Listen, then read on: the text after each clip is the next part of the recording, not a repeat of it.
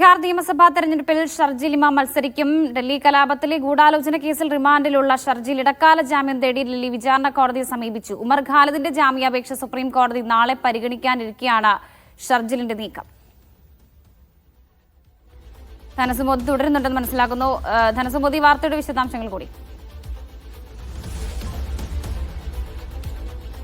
നേരത്തെ ജയിലിൽ കിടന്നുകൊണ്ട് തന്നെ അരവിന്ദ് കെജ്രിവാൾ മത്സരിച്ച അതേ മാതൃകയിൽ പലപ്പോഴും ലഡാക്കിൽ ഉൾപ്പെടെയുള്ള ലോക്സഭാ സ്ഥാനാർത്ഥികൾ മത്സരിച്ച അതേ മാതൃകയിൽ തന്നെയാണ് ഇപ്പോൾ ഷർജിൽ ഇമാം ജാമ്യാപേക്ഷവുമായി എത്തിയിരിക്കുന്നത്. ഇപ്പോൾ കർക്കദോമയിലെ വിചാരണ കോടതിയിലാണ് നൽകിയിരിക്കുന്നത്.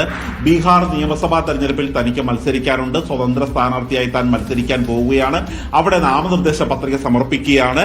ബഹാദൂർഗഞ്ച് മണ്ഡലത്തിലാണ് താൻ മത്സരിക്കുന്നത് എന്നുള്ളൊരു കാര്യമാണ് ചൂണ്ടിക്കാണിച്ചിരിക്കുന്നത്. അതുകൊണ്ട് തന്നെ വിചാരണ, ഡൽഹി കലാപ ഗൂഢാലോചന കേസിലെ വിചാരണ ഇതുവരെ ആരംഭിച്ചിട്ടില്ല. വിചാരണ ഇല്ലാതെ തന്നെ വർഷങ്ങളായി ഇപ്പോൾ താൻ തടവിൽ കഴിയുകയാണ്.